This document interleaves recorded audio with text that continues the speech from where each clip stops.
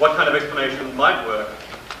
I'm going to try and give a framework for perhaps understanding what's going to be going on in some of the later papers in this conference and what kind of things they might and might not be achieving.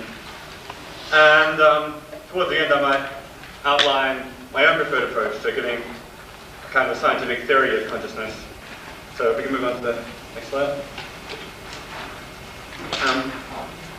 The term consciousness is very ambiguous, as everybody knows.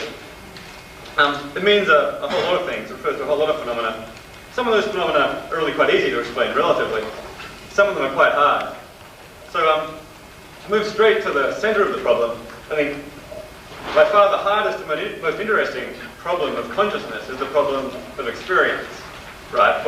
In a sense, why it is that some physical systems are systems that are subjects of experience, that have what Tom Nagel calls something that is like to be that system. For instance, why is it that, for instance, we have experience, visual experience or auditory experiences, the quality of red, which I've been referring to, the sensation of middle C, mental images, or the qualitative aspect of emotion.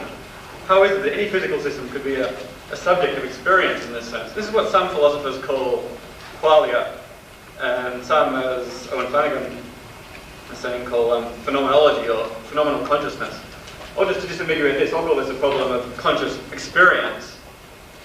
Now, to contrast with these, if you can move up maybe a little bit, there's a whole lot of a whole lot of different senses of consciousness, in which consciousness is in many ways a much easier problem. The term consciousness or conscious is sometimes used for states that are reportable, for our ability to report certain mental states, or to have introspective access to certain facts about us.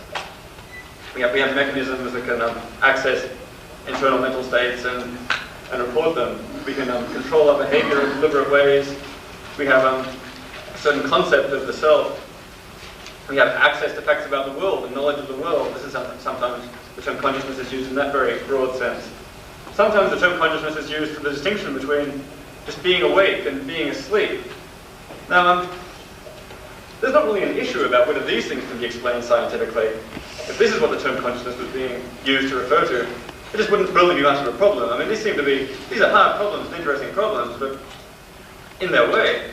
But it's pretty non-controversial, I think, that these things can be explained by giving some kind of fairly straightforward mechanistic account involving the right kind of processes within the cognitive model that access information about the world, certain mechanisms and devices for monitoring one's own states and reporting them, and so on. These seem to be, paradigm problems that are accessible to the methods of cognitive science straightforwardly.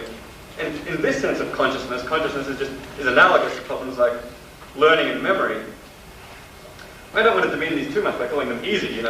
Problems like learning and memory aren't easy either. They'll probably take a century or two of cognitive science to work out. But there's a sense in which the problems there are technical details, and they don't contain the deep mystery which is contained in the first sense, the experiential sense of consciousness.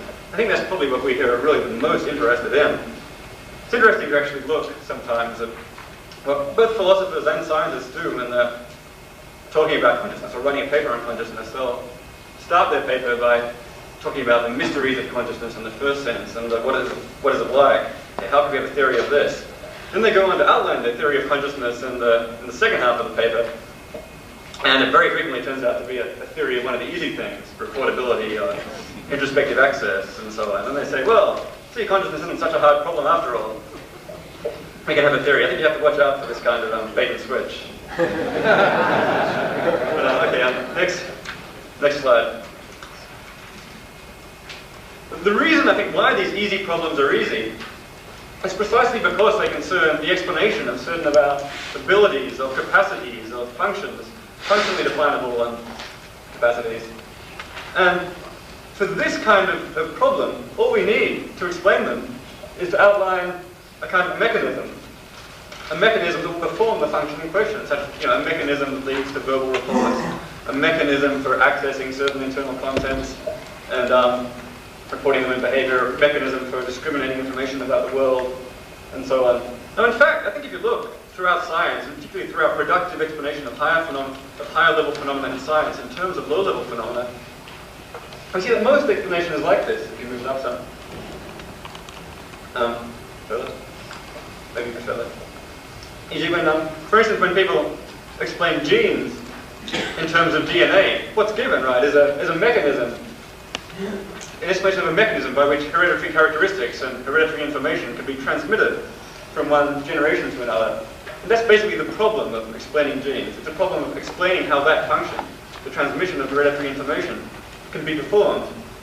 Explain the performance of that function, and you've explained what there is to explain about genes. There's no further question. I think the same goes for problems in cognitive science, such as learning and memory. You know, to explain learning, what you need to do is explain sort of how there are certain mechanisms that lead to increases in improvements in adaptive behavior in response to various novel environmental situations that improve our ability to deal with those situations. Explain that mechanism, and you explain learning. Next slide. I think the hard problem, the problem of experience, really is a hard problem, precisely because it's not a problem of explaining functions. It seems to me that you can explain all the cognitive and behavioral functions in the vicinity of consciousness, such as discrimination, categorization, introspection, report, and so on, and it can still remain completely unanswered. Why is the performance of these functions accompanied by experience? Why is the mechanical system that's doing this a subject of experience? This seems to be a further question and a different kind of question that theories of performance of these functions just doesn't come to grips with. The usual methods of cognitive science, computational modeling, neuroscience, and so on just don't seem to suffice for answering this question. Incidentally, I'm not denying here that I'm not really even addressing the question that Owen Flanagan raised of whether in fact consciousness has or performs a function. Maybe it does. The point I'm making is a slightly different and subtler one, which is to explain consciousness, it's not sufficient simply to explain those functions. You've got to explain why the performance of those functions is accompanied by experience. So to illustrate this, we'll just look very briefly at a couple of examples of theories of consciousness in the literature. There's the Crick and Cox theory of consciousness, or proto-theory, that invokes certain neuronal oscillations in the cortex in the 40 to 70 hertz range, and suggests this as the substrate for consciousness and the key to understanding, perhaps as the key to understanding consciousness. But if you look at this kind of theory in detail, I think what you see is, and what this kind of theory might explain, well, it seems to be a theory that might be well suited to explaining certain things like the binding of certain informational contents, the way that certain contents can be brought together for use in the generation of behavior. What's not addressed anywhere, it seems, in this framework is why these contents, in fact, are experienced. And why should these 40 hertz oscillations in the visual cortex be the kind of thing that should give rise to, say, to visual experience as opposed just to visual information processing? It strikes me that that's not addressed anywhere in their framework. And I think actually that I don't think Crick and Cox claim to be giving an explanation of experience, just of some of the processing mechanisms. But when we ask the question of, well, why does this give rise to experience, there seems to be what some philosophers have called an explanatory gap. The explanation goes so far, it goes as far as an explanation of some of the mechanisms, some of the functions, some of the behaviors, and then it stops. The question about experience is a further unanswered question. We can contrast this with examples like the DNA gene case, where there doesn't seem to be an explanatory gap. In those cases, we explain the relevant functions, and we've done all the explanatory work we need. That's what makes the problem of consciousness hard. Another example, briefly, is the example of Bernard Barr's global workspace theory of consciousness, which Goldman just talked about. If you look at what this theory might explain, it's a great, very interesting potential theory of how it is that certain information contents are brought together into a global workspace and made accessible to all kinds of different parts of the cognitive mechanism, broadcast, if you like, for access in the control of verbal behavior and other kinds of behavior. and thus explains a certain kind of, the integration of cognition in a very nice way. But nothing in Barr's theory addresses the crucial question of, well, why is it that when contents get into this global workspace, are they experienced? It seems on the face that all this processing could happen in the absence of experience. There's a further question there that's unanswered. So I think this, in looking at the different approaches that we can take in understanding some of these reductive explanatory methods with respect to consciousness, we can come to a framework for kind of interpreting some of the later work that we're going to see of this consciousness, and some choices. I'm sure we're going to see a lot of people doing neural and computational and really straightforward cognitive explanations. And it'd be interesting to see, people commit themselves in some way to exactly what it is that they're claiming for their explanations, and the way that they're to be viewed within the larger project of explaining the hard problem, experience. Okay, the first choice, right, is, well, we're not going to bother with that hard problem for now. That's just a little bit too hard. We'll explain something else. We'll explain one of the easy problems. Well, my theory is an explanation of reportability, or of internal access, or of the self-concept, or something. Now, this is a perfectly valid and reasonable approach. It's very worthy, Within the framework of most of cognitive science, this is a very ambitious and interesting endeavor. I think it's one of the most, these issues are among the most interesting unsolved problems within cognitive science. On the other hand, within the framework of this conference in particular, perhaps that's just a little on the unambitious side, and that it doesn't address the question which we're really interested in, which is the question of how is it that a physical subject could be a subject of experience. I actually suspect that probably more than half the papers at this conference are going to fall within this category. So this isn't to demean this project at all. It's an interesting project, but it may explain why it is that at the end of some of these sessions, there's always a nagging question. Yeah, but what about consciousness? Next slide.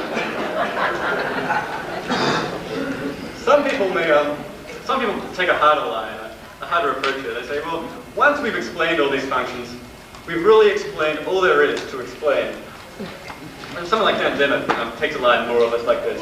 We give a theory that can explain discrimination, reportability, and so on. If you look at actually the bulk of Dennett's book, the key part of Dennett's book, it's really an explanation of our verbal report mechanisms, how it is that they can report certain aspects of our internal states. And then at the end of the day, say, well, we've explained everything. Well, what is this this residue you're talking about, this experience nonsense? And the trouble with this is it does seem to just be a kind of a sort of scientific solution by leisure domain. It denies one of the key explananda, perhaps the very key explananda, the very central explananda in a theory of consciousness. It denies what's perhaps the most central and manifest aspect of our mental lives, and for that reason it's implausible and unsatisfactory, or at least without extraordinarily good arguments that lead us to suppose that this thing, consciousness, is an unreferring term, something that's analogous to phlogiston. In the absence of those arguments, and this strategy just falls a long way short of any kind of satisfactory theory. Now, to be fair, Dennett does give some arguments in the last part of his book. I think that they can fairly straightforwardly be seen to fail, but I don't have time to get into that now, so I'll have to leave that for another day. Some other people might take a different version of this line and say, we've explained everything there is to explain. We believe in experience and the full thing, and we've explained that too by our reductive theory. Usually, though, these claims are sometimes made, but the relevant step usually looks just a little bit like magic. Suddenly, here's a theory, and it's declared a theory of experience. So if people want to make those claims, it would be interesting to see the very key step specified explicitly. Perhaps the next slide. A third strategy, another entirely reasonable strategy, is to say, well, what I'm doing here isn't addressing the question directly of how it is that a physical system could be a subject of experience. Rather, the claim is, well, we're explaining the substrate of experience, a processing substrate of experience from which experience arises. Now, this, I think, is a very reasonable strategy, and it does, I think, offer the promise of a significantly rich and understanding of consciousness, but it is, of course, seriously incomplete. There's the question: why should this processing substrate be the kind of thing that should give rise to experience. And incidentally, the step is also sometimes unjustified when you look at these accounts. Why is it that this kind of the claim that this kind of processing is indeed the substrate of experience often relies on some prior assumptions about the kind of thing that's required for consciousness that are perhaps philosophical or methodological assumptions, or sometimes just intuitive assumptions that aren't as spelled out as well as they could be. But in any case, I think for a full scientific account of consciousness, we want a bit more than this. We want an account of the link, of how it is that this gives rise to consciousness. Otherwise, we're just leaving a key part of the question unanswered. So next slide. Okay, so the moral is, you can't explain conscious experience on the cheap. There are some things in life that you can't explain on the cheap.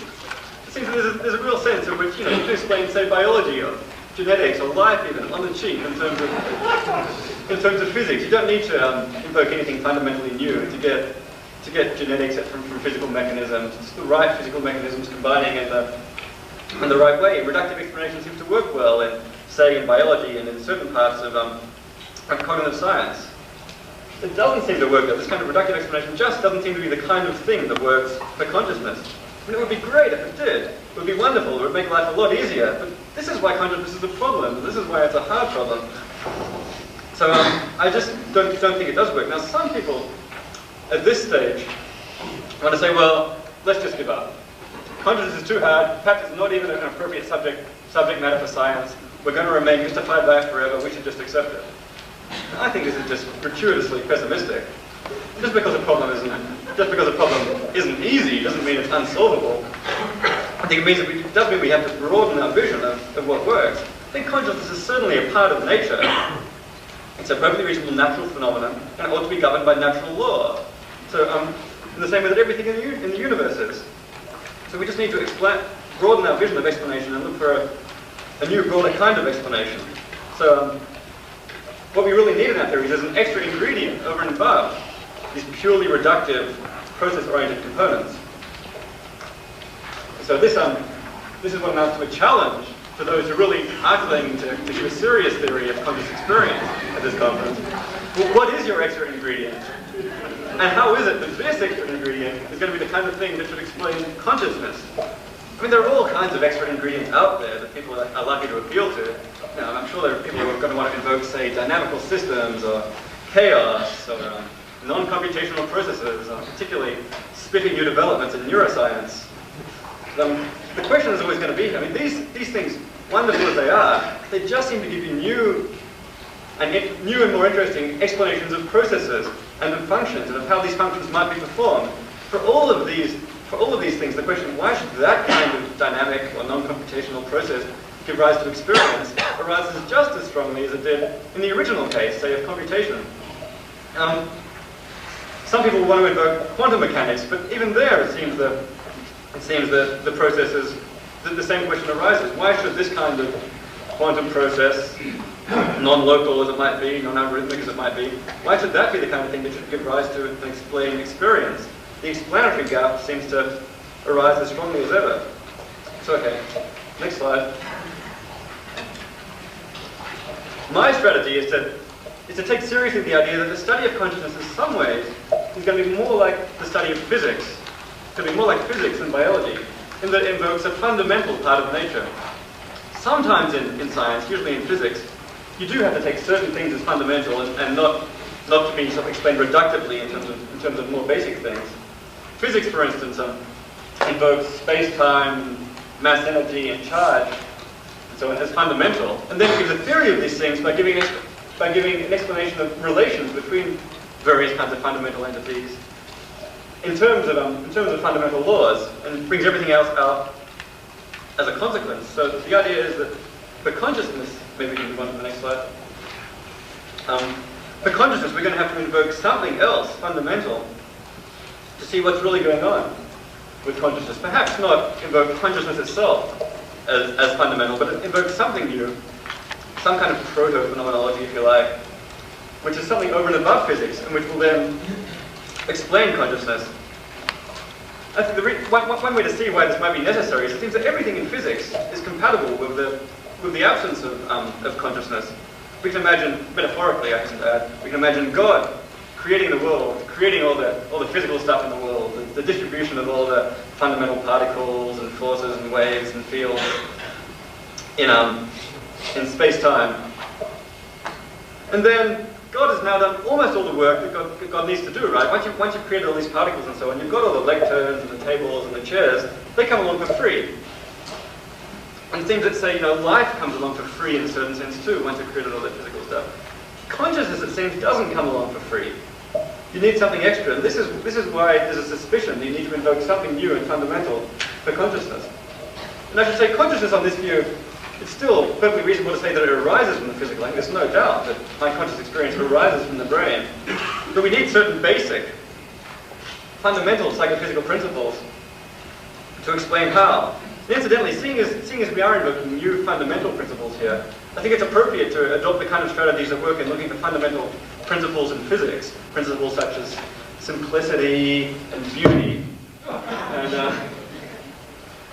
the kind of things that, precisely because these laws are going to be the kind of things that are in the basic furniture of the universe, something to be in the basic furniture of the universe, has to meet some pretty strong constraints, I think. So moving on to the next slide. I've got a theory of consciousness, or the beginning of a theory of consciousness that I introduced in an upcoming book. And unfortunately, I don't have time to talk about this at any length. I'll just outline it very briefly. So my approach is to look at what are these principles that connect to the basic entities of physics with conscious experience. Think of these as psychophysical laws, if you like. This may begin to sound a little bit crazy and loopy, but it's just the invocation of further new laws of nature that fall within a naturalistic, law-governed framework, just as the rest of science does. I start by looking at certain non-basic, high-level principles that connect experience and physical processing. And these really all require significant argument that I won't have a chance to get here. But one of them, starting with the second one first, is a principle of organizational invariance. The consciousness is what we might call an organizational invariant. Systems that share the same causal organization will have the same properties of conscious experience. So if the causal organization of my brain is duplicated, say in a silicon medium or in some other medium, then there's good reason to believe that will share exactly the same properties of conscious experience, if the organization is right. Now that really takes some argument to establish, and some people dispute it, but I think there's good reason to believe that's true. A second, more detailed, non-basic principle is a principle of structural coherence between the contents of consciousness and what I call the contents of awareness, where awareness is understood in a more processing-oriented, mechanistic sense. It does seem striking that if we examine the structure of my consciousness, the structure of my visual field, the various distinctions that are made between colors, between objects in my visual field and so on, all those distinctions, those structural distinctions, are mirrored in my processing. The kind of discriminations that my perceptual system makes, those distinctions are mirrored in distinctions within my consciousness. So I think there's reason to postulate an above and across the board principle of structural coherence between the structure of processing and the structure of experience. And once you've got these two non-basic principles into place, these already give us a kind of a broadened understanding of consciousness. But what we really want, though, for a fundamental theory, is a theory of the fundamental laws by which these non-basic principles can arise. These two principles, which I see have disappeared, are they're a little bit too high level to be part of the basic furniture of the world, I guess. They invoke high-level notions such as organization and structure of awareness. We really want the basic laws that explain those, just as we have basic laws that explain the high-level regularities in physics. Now, my basic principle, the one I like to invoke, is a kind of double aspect theory of information.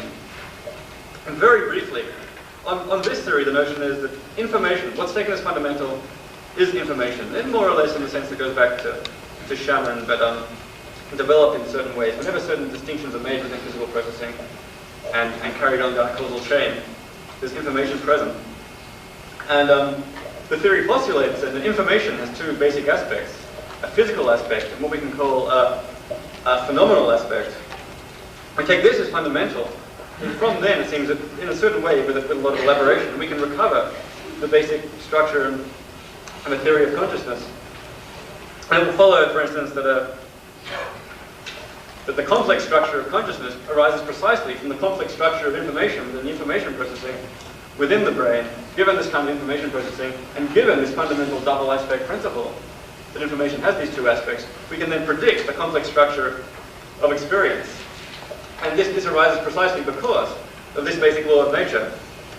So we can see in this way that the consciousness is a natural phenomenon, purely law governed, as part of nature. Just we have to expand our view of what the basic laws of nature are to handle consciousness. I at least find this fairly plausible. So I guess I'm just about done. And just moving on to the last slide. If you want to hear more about this, I've got a book coming out next year from MIT Press. It's called Toward a Theory of Consciousness. That elaborates, the first half of it basically elaborates the negative arguments that I've concentrated on here, of what kind of explanation just doesn't work. The second half of it really elaborates this positive framework at much more length. So if you're interested in that, take a look at the book. If you can't wait until then, come and ask me, and I can probably send you a copy or something. So thanks.